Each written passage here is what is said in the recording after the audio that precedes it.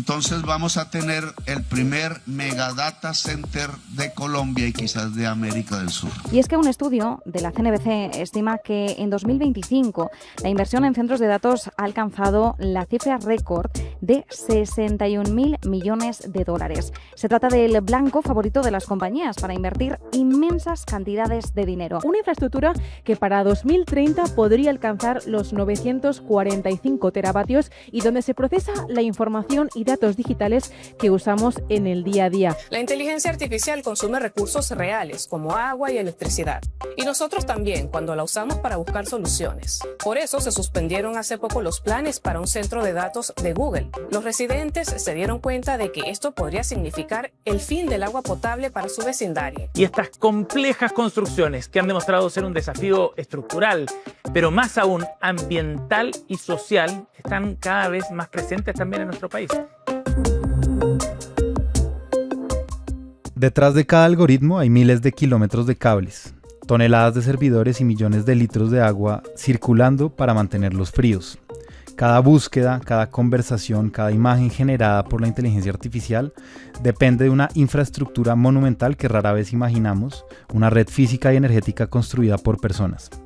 En este episodio de IA Luego Existo, la cuarta temporada de Clase a la Casa, queremos mirar el lado material de la inteligencia artificial, aquello que se oculta bajo el lenguaje del software. Y también queremos entender el papel de la ingeniería en el diseño responsable de un futuro con IA. Cómo pensar, cómo construir y mantener tecnologías que no solo sean más eficientes y generen más plata o más réditos, sino que también sean más sostenibles.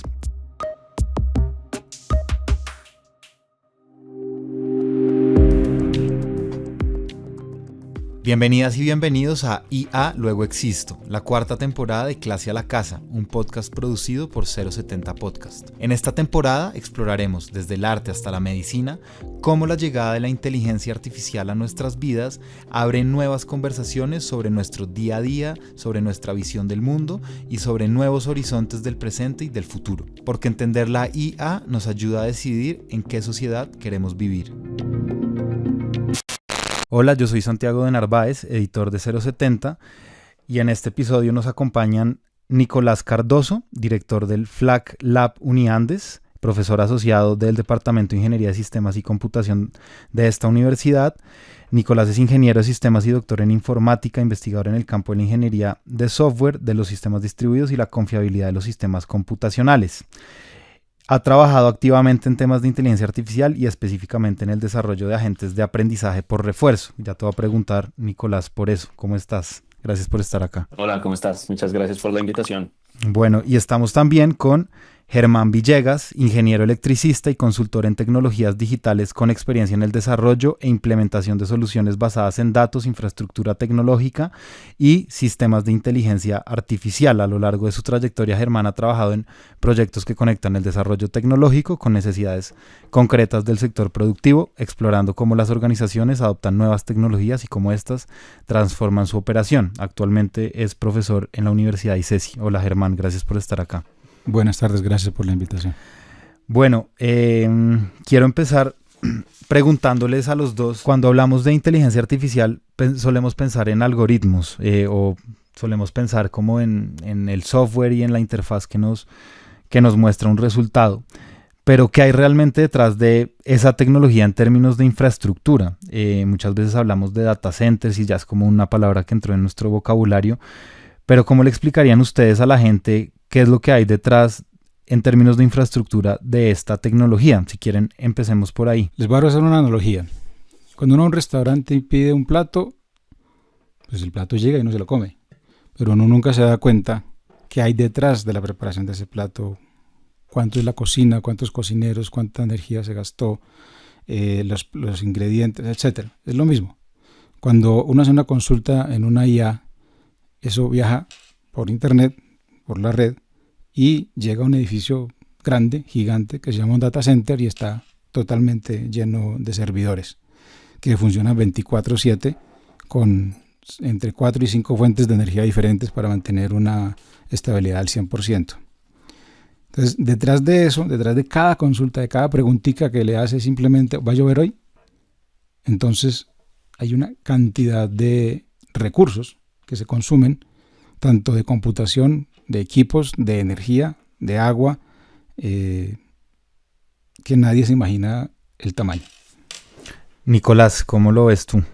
Sí, pues realmente simplemente para ahondar un poco lo que decía Germán, lo que está detrás de la inteligencia artificial es un mundo inmenso de computadores que están trabajando todo el tiempo a su máxima capacidad realmente.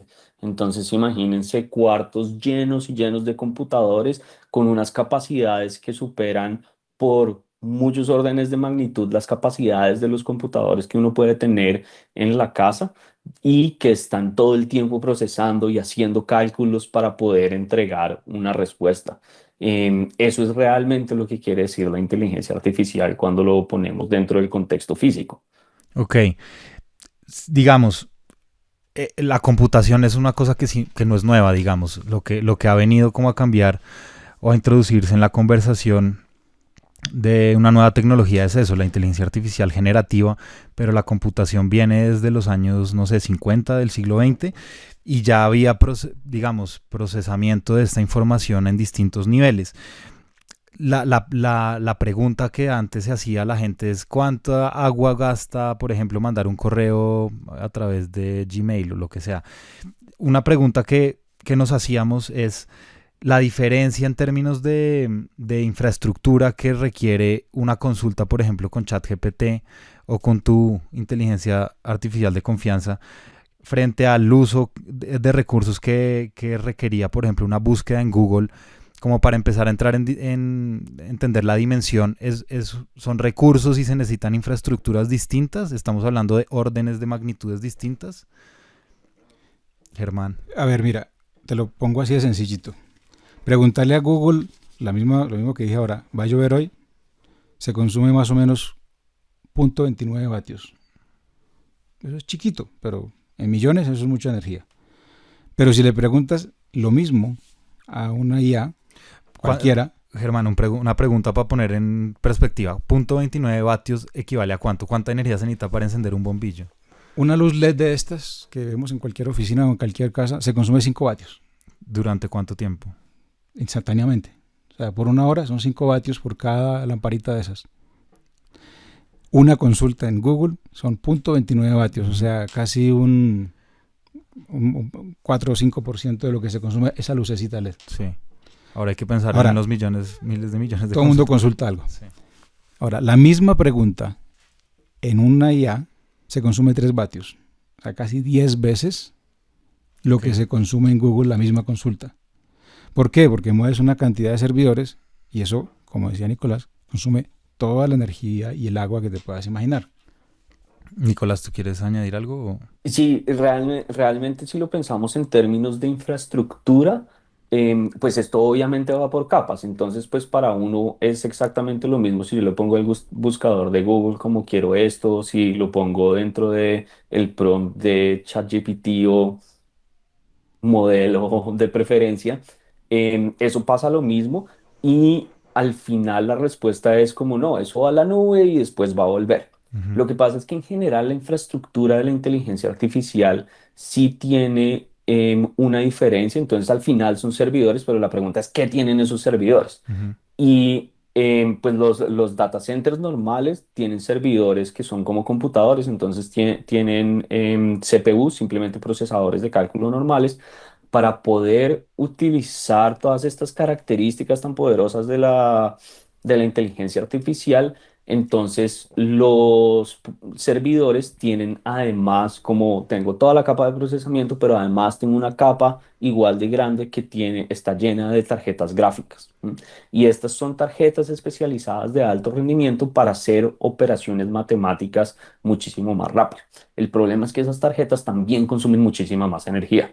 Okay. Entonces tengo como un multiplicador ahí súper grande para poder suplir todas estas consultas y realmente hacer los cálculos más rápido. Esa es la diferencia. Ya, ahondemos un poco en eso, Nicolás, porque mencionaste ahorita esta palabra que también se ha introducido en nuestro glosario de términos tecnológicos, que es el de las tarjetas gráficas. Yo creo que las personas estaban familiarizadas con tarjetas gráficas cuando pertenecían como al mundo de los gamers o poco más, pero ahora como que la gente ya tiene la conciencia de que una tarjeta gráfica, o tiene más conciencia que antes, de que una tarjeta gráfica es un bien preciado y necesario para el mantenimiento y la producción de esta tecnología. Nvidia se ha convertido en esta gran empresa que las produce, y geopolíticamente es un valor importante. Quería preguntarte, antes que eso, ¿qué es un data center? O sea, porque, digamos, lugares donde se almacena y se procesa información existen antes de que exista OpenAI o Gemini, ¿sí? Pero, ¿qué exactamente es un data center y cómo el data center sirve para que se sostenga la inteligencia artificial? O sea, explícanos como si fuéramos un niño de 5 años. Sí, entonces yo creo que también es importante desmitificar eso porque suenan como a palabras súper importantes que después uno las va a ver y dice como, ¿es esto? Em, entonces los data centers no son nada nuevo tecnológicamente. Los data centers son computadores. Ok. ¿Mm? Entonces si cogemos todos los computadores que están ahorita en la casa, eso es un data center. Lo que pasa es que es un data center muy malo porque no está conectado. Y pues son computadores normales. Entonces, la idea de los data centers es tener computadores de alta capacidad, entonces que tienen procesadores de muy alto rendimiento y además la clave de todo esto es interconectarlos entre ellos, porque construir un solo computador gigante, pues no tiene sentido. Eso rompe como con las barreras de la física, de la arquitectura de los computadores, como que no tendría sentido. Entonces, la solución para poder acelerar el cómputo y poder hacer cómputos cada vez más difíciles que utilicen más información, como la memoria que necesito para guardarlo, se hace por medio de la conexión de de estos computadores. Entonces, eso es un data center. ¿M?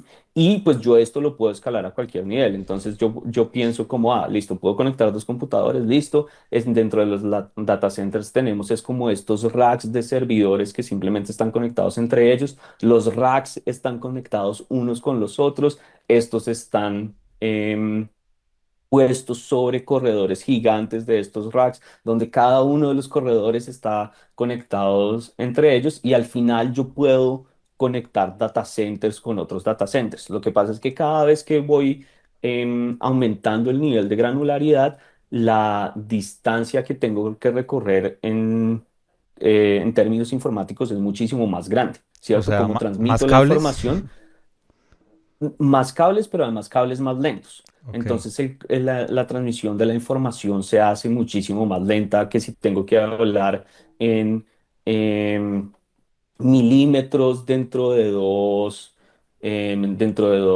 servidores o pues tengo que ir del data center que está en la universidad al data center que está en Brasil. Eso es un cable que simplemente la información viaja más lento. Entonces, eso es lo que es un data center. Y solamente para ponerlo en contexto, eso es lo que quiere decir la nube también. La nube es como yo ver un servidor que está en alguna parte que no me importa cuál es.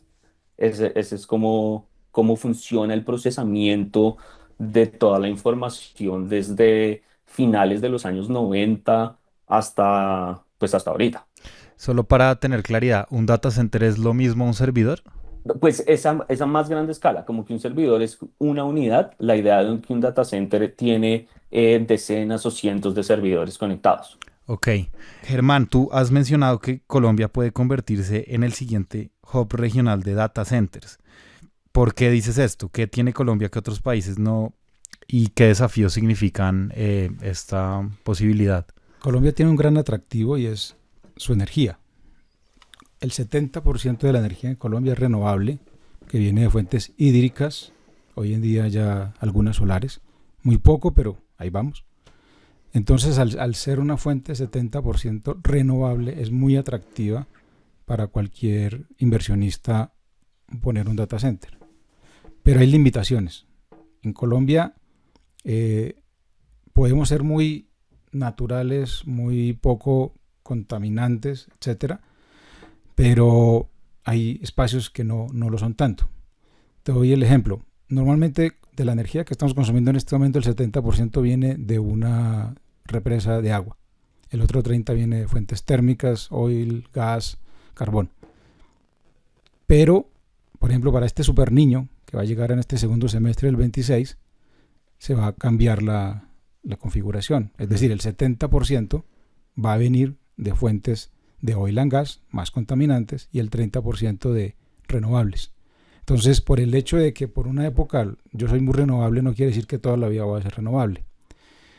Lo primero que busca un inversionista de un data center, que los hay de diferentes tamaños, de 10 megas, de 20 megas, de 30 megas, y los de hyperscale, que puede llegar a 300 megavatios, eso es igual a una ciudad de 100.000 habitantes. O sea, un Pereira, o un Palmira, o un Tunja puede consumir la misma energía que un data center. Entonces, se requiere mucha energía. Últimamente han venido algunos a la sabana de Bogotá a tratar de instalar data center por la temperatura de la sabana, por la fuente hídrica y por la oportunidad de energías más económicas. Pero, aunque otros no lo digan así, hay hoy en día un racionamiento de capacidad. Si uno va en el Codensa o a Jepsa, Boyacá o a cualquier otro lado donde necesite energía, un industrial cualquiera, y pide 1 megavatio de energía a la red, pues el operador de red le dice, lo siento, le doy 0.1 megavatio porque no tengo capacidad de más. No hay más. La capacidad de las redes están copadas, la capacidad de generación también está copada y lo tenemos que decir, no hay más capacidad para instalar a menos que haya nuevas generadoras y nuevas líneas de transmisión. Entonces, si hay una capacidad de ser un gran hub de data center en Colombia, si tenemos capacidad de entregar esa energía constante 24/7, no solamente en la mañana o al mediodía cuando llegan las solares, sino todo el tiempo. Tenemos una gran valoración de la temperatura, sobre todo en la sabana de Bogotá. Lo que más consume un data center es energía. Entre el 40 y el 60% del costo de funcionamiento de un data center es energía y refrigeración. Y de ese 60%, casi el 40% es refrigeración. Cuando tú te metes a un data center, suena como un avión, por los ventiladores. Todo el tiempo está refrigerándose, ya sea por agua o por aire. Entonces, ¿por qué se necesita refrigerar un data center? Porque por el calor que generan, lo que decía Nicolás ahorita, la cantidad de tarjetas que se súper recalientan, tienen que refrigerarse y tienen que bajar esa temperatura. Entonces, por eso el costo tan alto de refrigerar un data center. Y la energía que requiere un data center, ¿cuál es el porcentaje? No sé si me lo dijiste, pero la refrigeración, ¿qué porcentaje ocupa de la energía que requiere? De la energía total, el 40% es de refrigeración. Ya. Es decir, se va mucho dinero en eso. Si uno se pone a hacer una cuenta de cuánto le llega la factura de energía a un data center, esos son millones de dólares por mes. Entonces, como no hay energía suficiente para dar en el país, pero sí tenemos temperaturas en la sabana de Bogotá para poner data center, pues hay que hacer políticas y sistemas que permitan llegar a esos data centers que van a consumir mucha energía. Últimamente, por ejemplo, un inversionista me dijo, oiga, necesito un sistema de energía para un data center de 10 megavatios. 10 megavatios es chiquito para ellos, es pequeño. Para nosotros eso es grande, eso es una generadora grandecita, mediana. ¿Puedes ponernos así como con el ejemplo del bombillo en perspectiva? 10 megavatios. La Universidad de los Andes no se consume más de 1 megavatio. ¿Al año o al...? Instantáneamente, ya. Capacidad instalada. La Universidad de los Andes no se lo consume. Un data center pequeño se consume 10 veces la Universidad de los Andes. Entonces, me decía, y la única solución que vimos fue poner una pequeña central hidroeléctrica de 10 megavatios que consumiera toda la energía de la central hidroeléctrica, que el agua que sale de la central hidroeléctrica río abajo la use para refrigerar su data center y el resto de la energía, porque la pequeña central no le da toda la energía, se la compramos al sistema, ponemos un sistema de baterías, un sistema solar y unos generadores de diésel. ¿Por qué necesita 5 fuentes? Porque ante cualquier emergencia el data center no puede quedarse sin capacidad, sin energía. Él necesita 5 fuentes diferentes. Si una se daña, quedan 4. Si se dañan 2, quedan 3. Si se dañan 4, queda 1. Pero si se daña 5 es porque cayó una bomba atómica.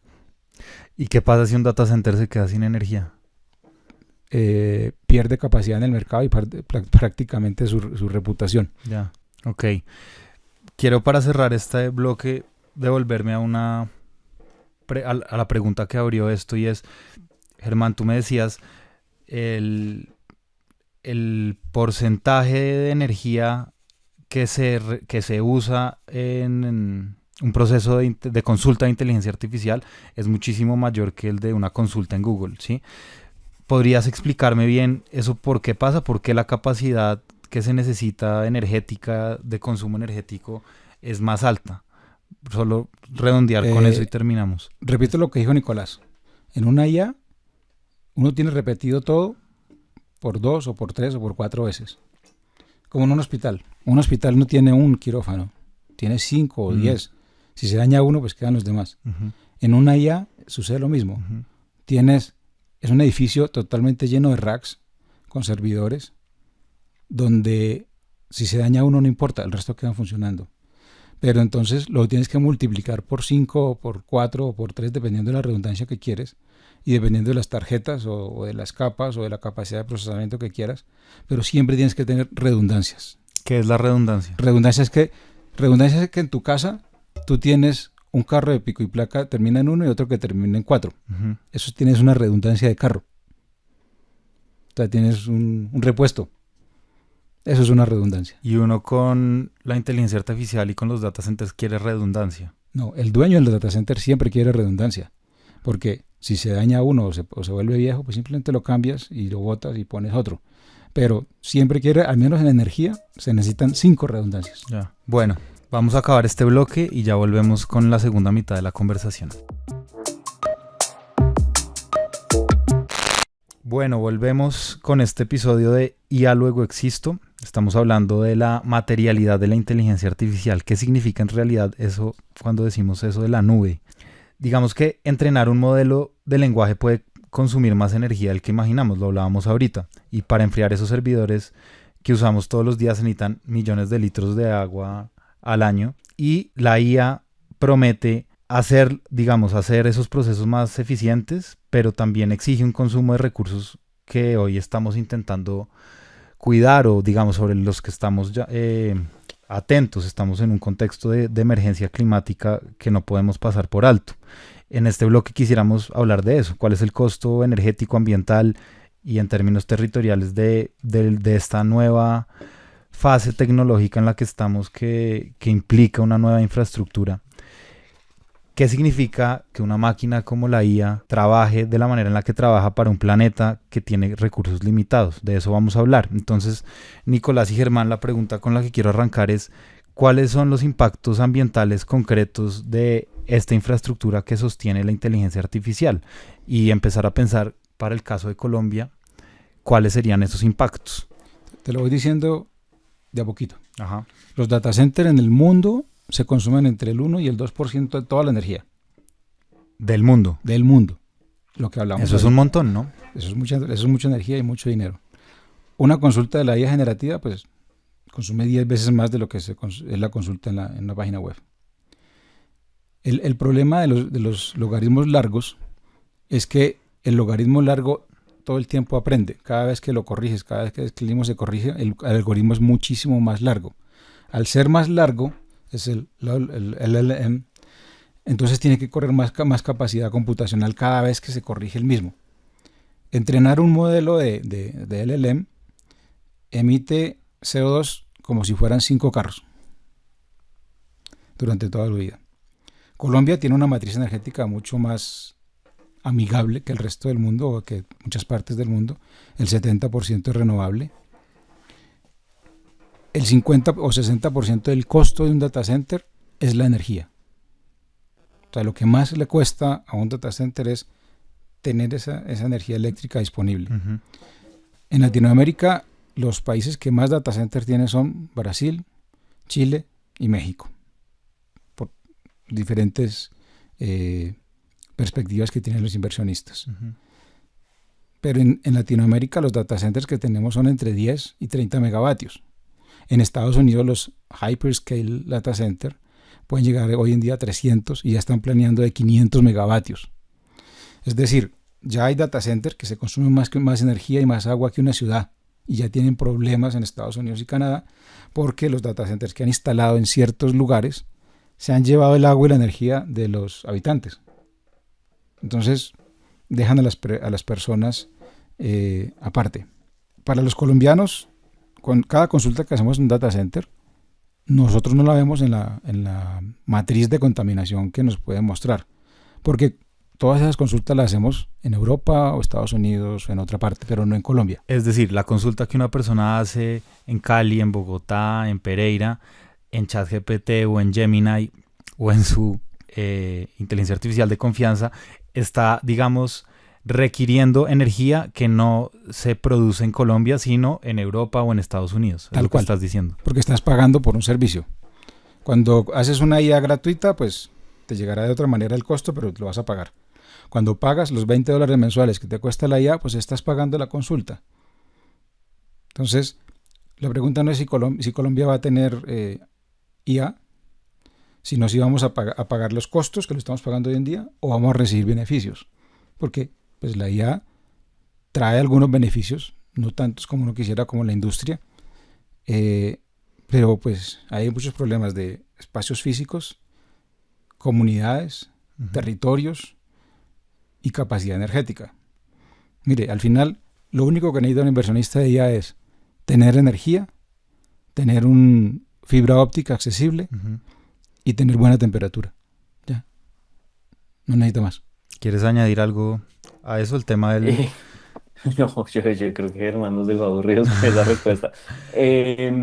No, realmente, pues como para resaltar ese consumo extremo que se está teniendo sobre la inteligencia artificial, y yo creo que aquí también vale la pena hacer una diferencia entre la inteligencia artificial y la inteligencia artificial generativa, porque tienen usos diferentes y de todo ese consumo energético y costo que tiene, que decía Germán, realmente lo importante es ver el mal uso que le estamos dando a estas generaciones, porque si estuviéramos haciendo consultas que nos ayudan a resolver los grandes problemas de la vida, pues eso está bien, pero es básicamente estamos diciendo como no, yo quiero más memes de gatos y cosas así, que es el equivalente cuando en los 80 decían como no, si te vas a lavar los dientes, cierra la llave.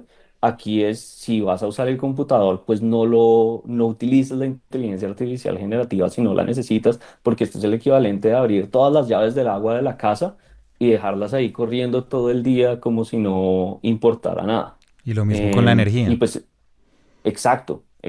Todas las luces prendidas, todas las llaves abiertas y hacer la generación de estas imágenes, igual está consumiendo más de ambos. Entonces, pues ese es el impacto ambiental que estamos afectando. Ya. Antes de pasar a esta pregunta, Germán, ¿cuál es el panorama de data centers en Colombia? Que es, digamos, de perspectiva de construcción de estos servidores en el país. ¿Cómo estamos en esa materia? Mencionaste a Brasil, a Chile y a México como los principales. Sí, son los principales países. Hoy en día países que reciben la inversión de data center. ¿Y Colombia cómo está en ese, digamos? Colombia son pequeños. ¿Ubicados en dónde? Básicamente aquí en la sabana. Ya. Porque la temperatura llama mucho la atención. Si el costo de data center en Barranquilla es un poco improbable, ¿ok? Pues tendría que poner un aire acondicionado muy costoso, ¿no? Ajá. ¿Cuánto paga una persona por servicio de energía en Barranquilla? Mucha plata, comparado con Bogotá. Okay. Les voy a poner un ejemplo. En una casa en Bogotá promedio pagan, no sé, 300.000 pesos de energía mensual o algo así. En Barranquilla, la misma casa puede estar pagando 1,5 millones, 2 millones de pesos de energía. ¿Por qué? Porque tiene unos costos de aire acondicionado que se requieren muy altos. Entonces un data center en la sabana de Bogotá tiene mucha preponderancia y mucho favoritismo. En Colombia, si pudiéramos tener energía viable y capacidad viable para los data centers, aquí ya se habrían instalado 50 o 100 data centers adicionales, pero no hay energía. La política pública no lo ha permitido. ¿Por qué? Porque se requieren inversiones de generación y de transmisión de energía que no se hacen con una resolución ni con un decreto. Y eso se demora mucho. Construir una línea de transmisión en Colombia se demora en promedio 5 años. Entonces, si el gobierno le da la intención de sacar una nueva línea de transmisión que llegue a Bogotá para traer más energía de los centros de generación, pues se va a demorar 5 años y necesita todas las políticas públicas necesarias para poder hacerse. Porque hoy en día la generación, la transmisión de energía no la hace el gobierno, la hacen entes privados que invierten su dinero. ¿Y de dónde viene ese dinero? Pues de accionistas que prevén un rendimiento de ese dinero. Entonces, si la política no es clara, si no hay una facilidad de construir cosas, pues no va a llegar esa inversión. Por eso es que la inversión de hoy en día de data center, de generación y de transmisión se está yendo hacia otros países como Perú. Ok.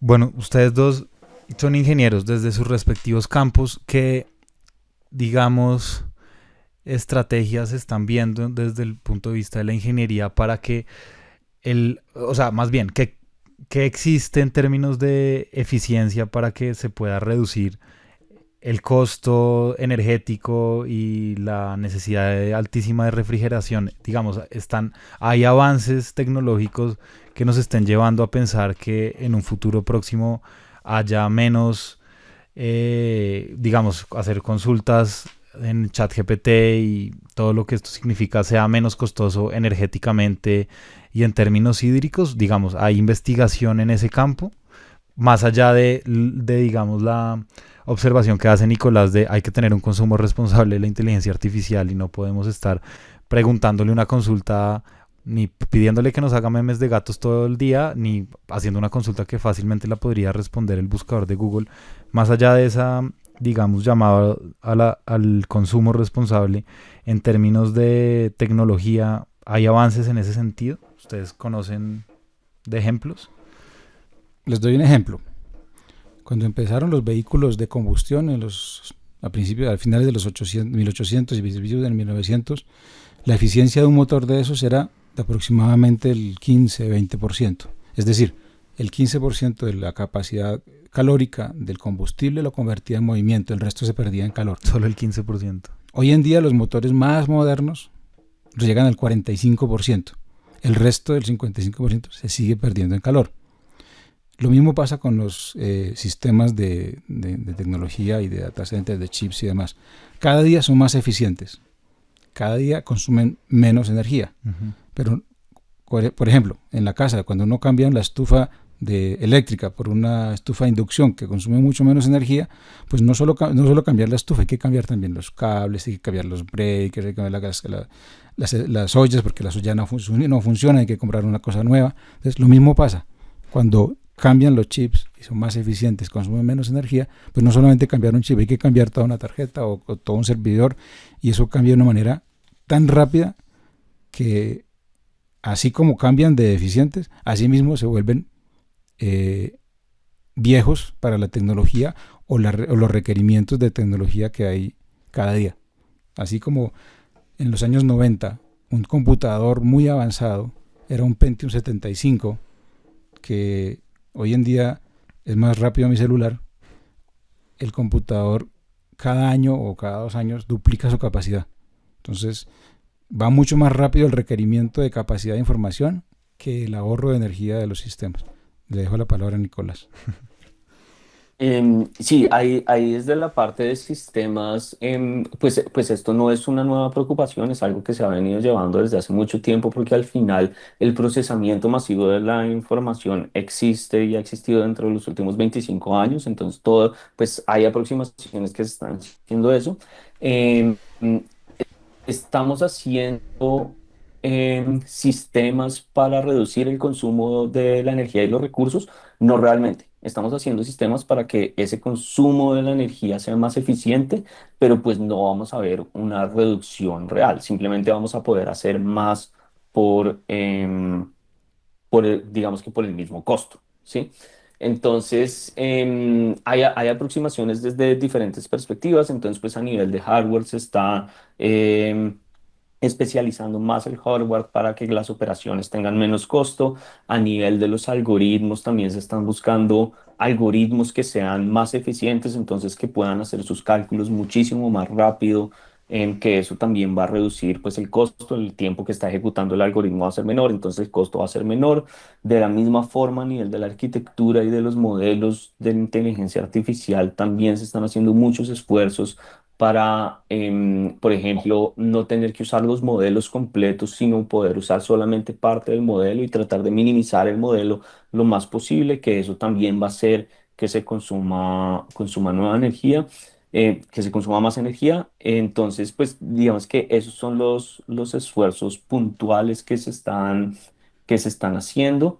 Em, Nosotros particularmente estamos empezando a hacer investigaciones en como la concientización de ese uso de la inteligencia artificial, porque ahorita está como la gran promesa de esto resuelve todo y todo queremos hacerlo con los modelos de lenguaje grandes, pero pues no sirven para todo.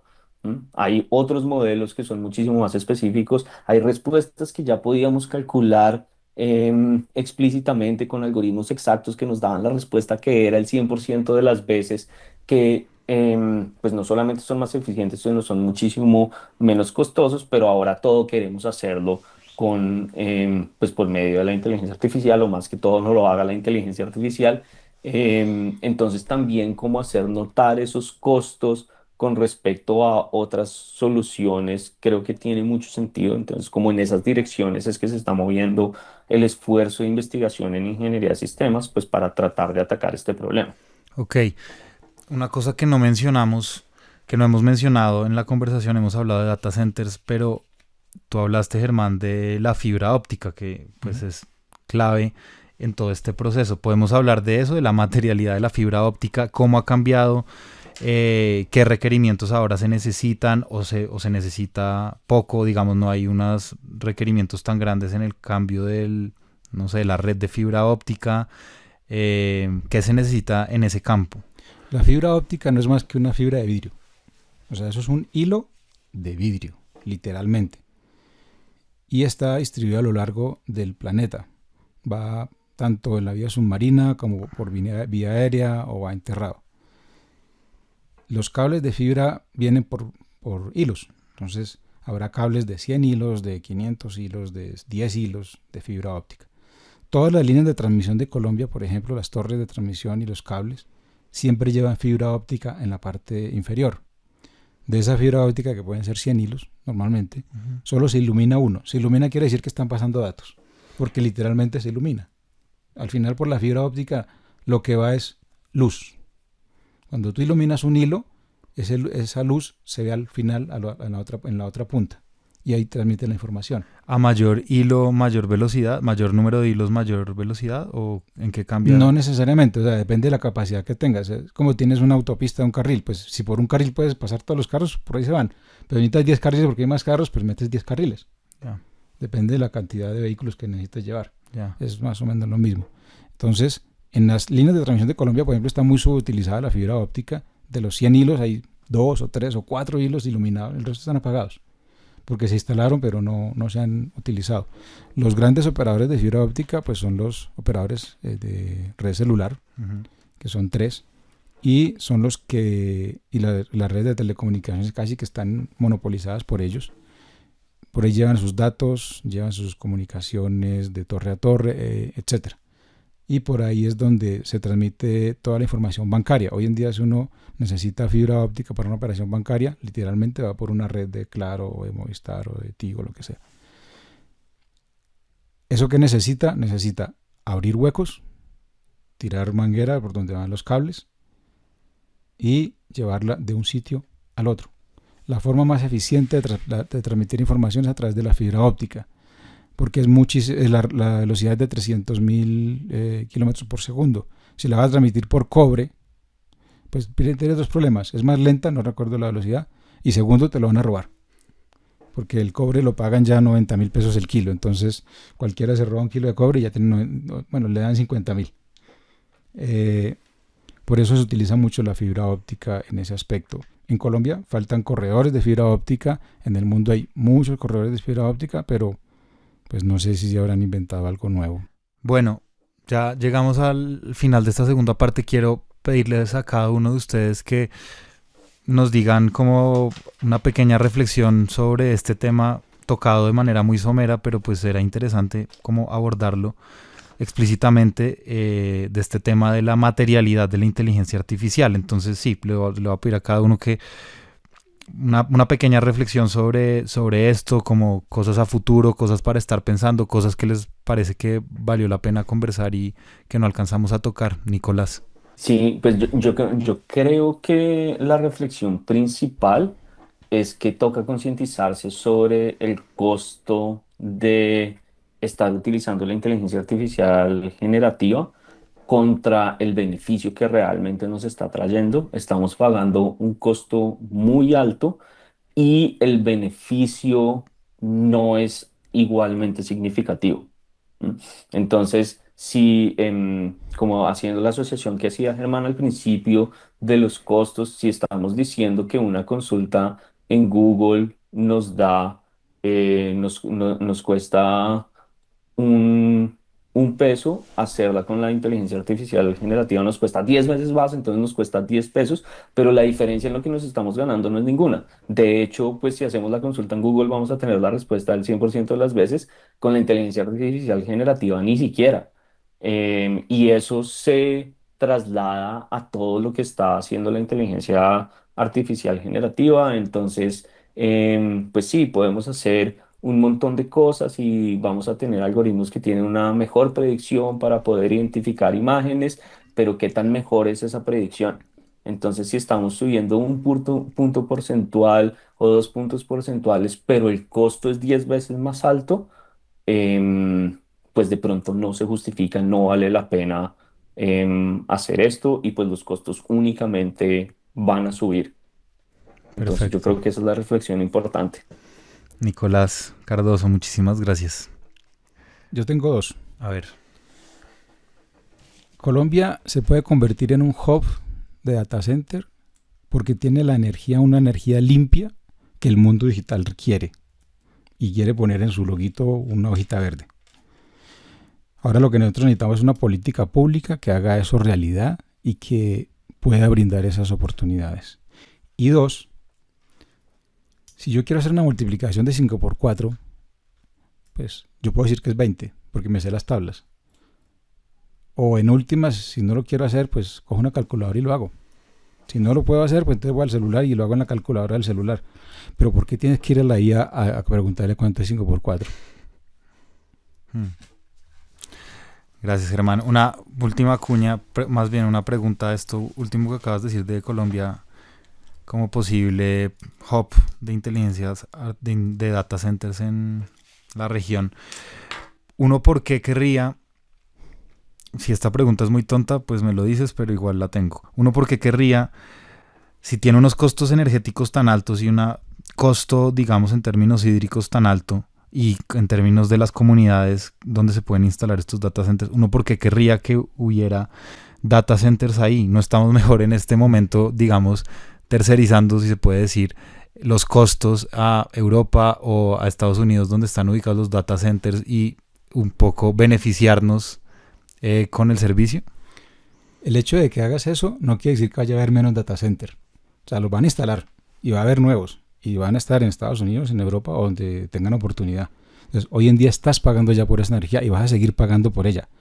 La pregunta es, ¿le vas a pagar a los data centers de Estados Unidos o vas a pagarle a un data center en Colombia? ¿A dónde va a entrar ese dinero? De todas maneras lo vas a seguir pagando. Bien. Bueno, Germán Villegas y Nicolás Cardoso, muchísimas gracias por esta conversación. Nos dan muchas luces. Y a ustedes, los que nos escuchan al otro lado, gracias por quedarse hasta acá. Este fue un episodio más de IA Luego Existo. Nos vemos en la próxima. Muchas gracias.